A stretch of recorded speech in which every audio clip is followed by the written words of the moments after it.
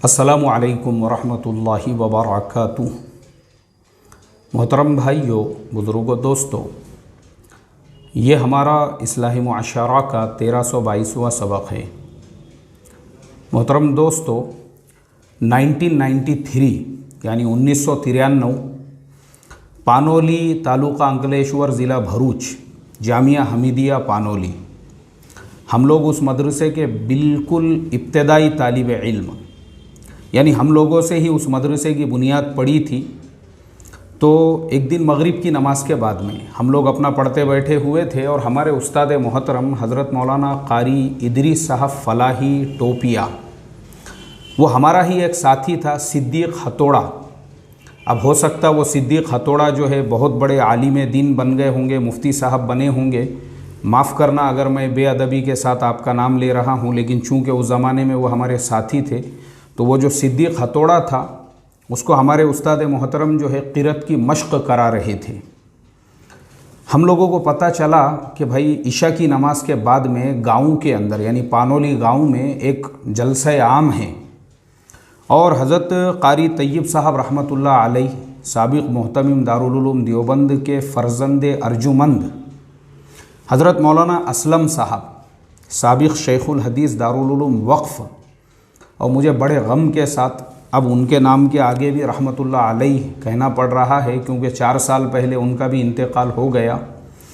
वो तशरीफ़ लाए हुए हैं और इशा के बाद में उनका खिताब आम होगा।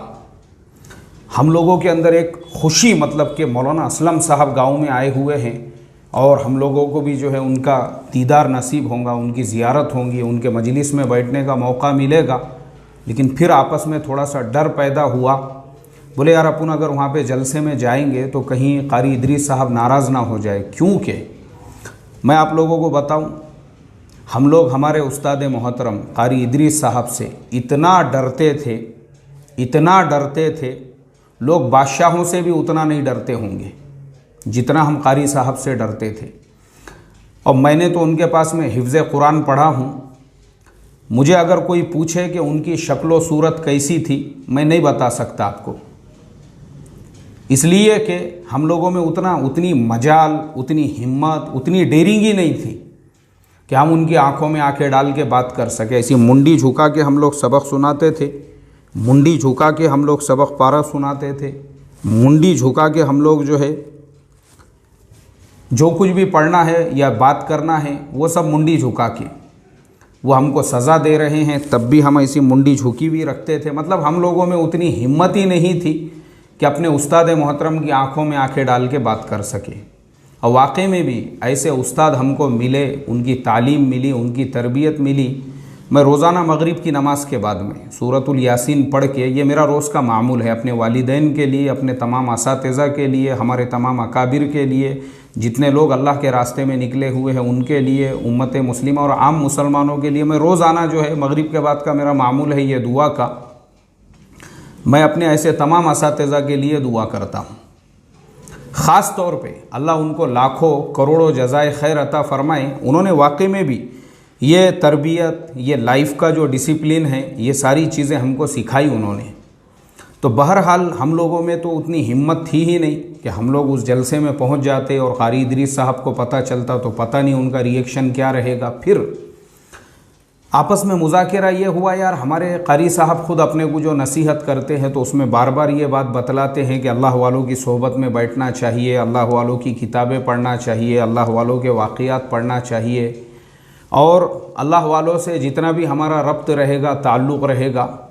तो अगर हम लोग उस जलसे में चले भी जाते हैं तो इंशाअल्लाह उम्मीद है कि कारी साहब नाराज़ नहीं होंगे, और अगर वो देख भी लेंगे तो हो सकता है वो दरगुज़र कर दे कि ये लोग जलसे में शिरकत के लिए आए हैं। तो मैं बोला थोड़ा सा हिम्मत करेंगे। वो एक कहावत है ना, डर के आगे जीत है।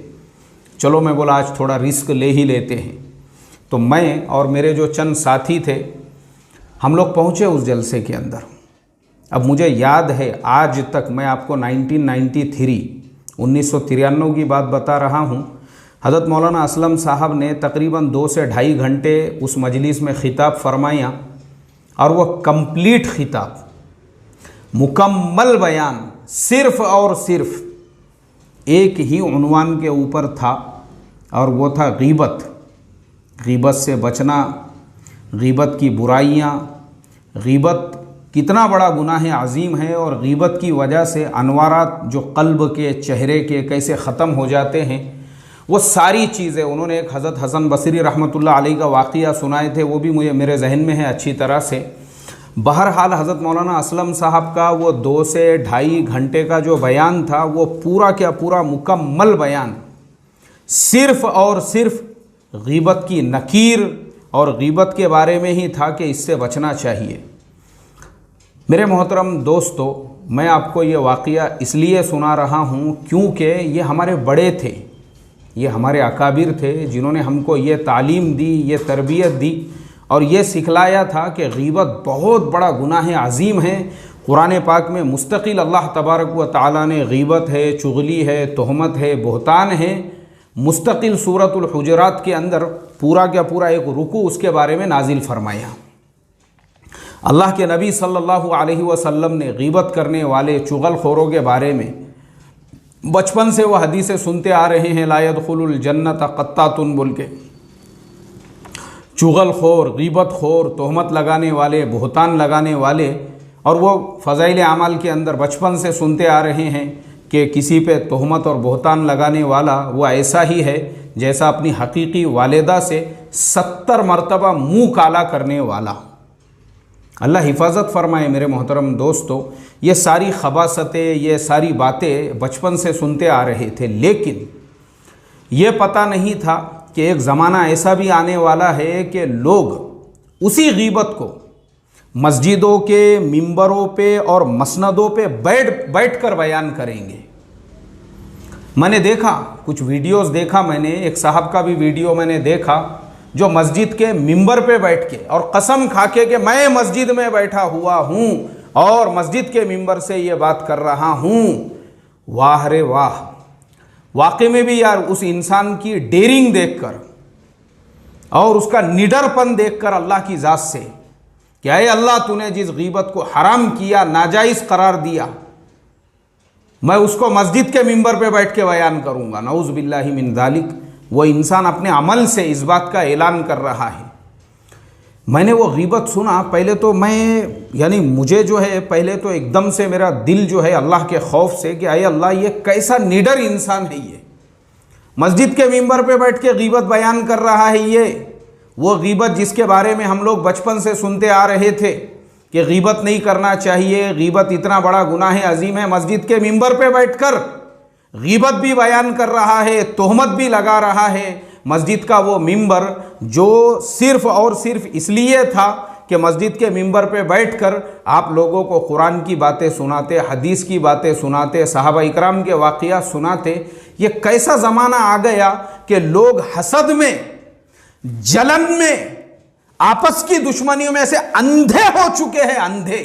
कुछ नजर नहीं आ रहा है कि हम किसी की इस्मत को तार तार कर रहे हैं, किसी पे बहतान लगा रहे हैं, किसी की गीबत बयान कर रहे हैं, वो भी मस्जिद के मिंबर पे बैठकर। अल्लाह हिफाजत फरमाए मेरे मोहतरम दोस्तों। कैसा ज़माना आया है ये हमारा आज का ज़माना।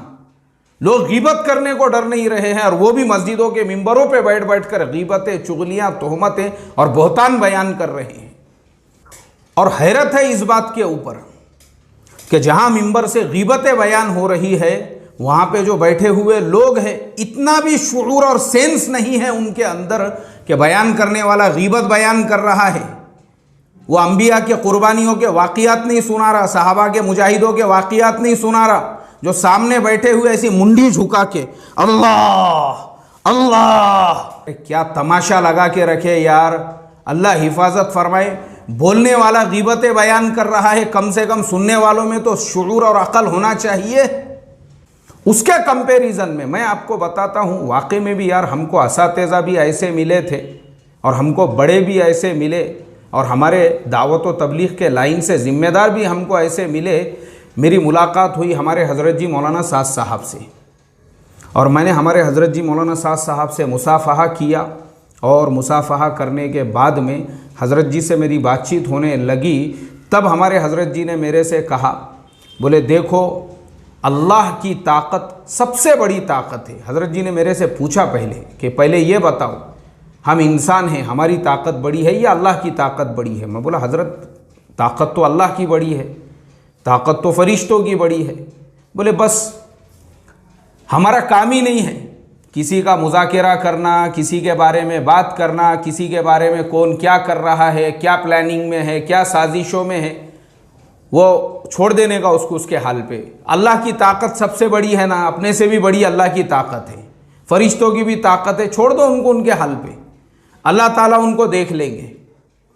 मेरे मोहतरम बुज़ुर्गों, दोस्तों, मैं हज़रत जी की बातें जो बयान करता हूँ या हज़रत जी के वाक़ियात या हज़रत जी के मलफूज़ात, मैं उनका अंधभक्त नहीं हूँ, लेकिन वाकई मैंने मेरी आँखों से देखा उस इंसान के सब्र ने, उस इंसान के तहम्मुल और बर्दाश्त ने, उन लोगों का हशर मैंने मेरी आँखों से देखा। मिंबरों पे बैठ बैठ कर जो गीबतें, तोहमतें, बोहतान लगाने वाले थे, कफन नसीब नहीं हुआ उनको, मरने के बाद कफन, नमाज जनाजा, मय्यत का गुस्ल नसीब नहीं हुआ। हॉस्पिटल के जो कर्मचारी थे, एम्बुलेंस में लाके ऐसे लोगों की नाशों को कब्रों में फेंका है उन्होंने। अल्लाह हिफाजत फरमाए। मैं तो अपने दुश्मनों के लिए भी ये दुआ करता हूँ कि अल्लाह ऐसी मौत दुश्मनों को भी नसीब ना फरमाए, जिनको कफन भी नसीब ना हो, जिनको गुस्ल भी नसीब ना हो, जिनको खुद अपने आइज़ा और अकरबा भी नसीब ना हो, जो उनको कब्र में उतारे। और हॉस्पिटल के कर्मचारी इस तरीके से बग़ैर गुस्ल के, बग़ैर कफन के कब्रों में लाके फेंक दे, अल्लाह ऐसी मौत दुश्मनों को भी नसीब ना फरमाए। लेकिन वैसी मौत उन लोगों को मिली है मिंबरों पे बैठ बैठ कर गीबतें, तोहमतें और बोहतान लगाने वालों को। मेरे मोहतरम दोस्तों, अल्लाह से डरने की बात है ये मिंबर, ये मसनदे गीबतों के लिए नहीं है।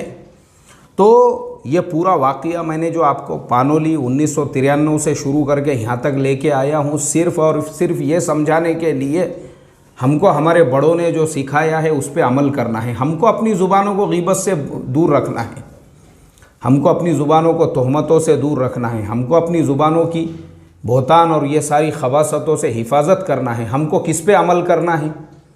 अभी मैंने 2 दिन पहले हज़रत जी का ही एक मलफूज़ है जिसमें हज़रत मौलाना इलियास साहब रहमतुल्लाह अलैह के हवाले से हज़रत ने बयान फरमाया कि मौलाना इलियास साहब रहमतुल्लाह अलैह फरमाते थे कि गुनहगार से गुनहगार मुसलमान के अंदर भी अच्छाई तलाश करने की मश्क करो।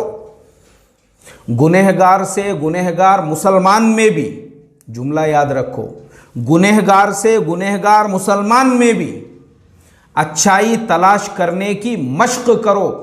खाली अच्छाई तलाश मत करो, तलाश करने की मश्क करो। मश्क, अपने आप को आदी बनाओ कि किसी में अगर 1000 खराबियां और बुराइयां भी और लोग जो है उसको बुरा और जो है गुनहगार समझते हैं, तब भी हम ऐसे हो कि उसके अंदर हम फिर भी कोई ना कोई ऐसी अच्छाई तलाश कर ले। अल्लाहु अकबर।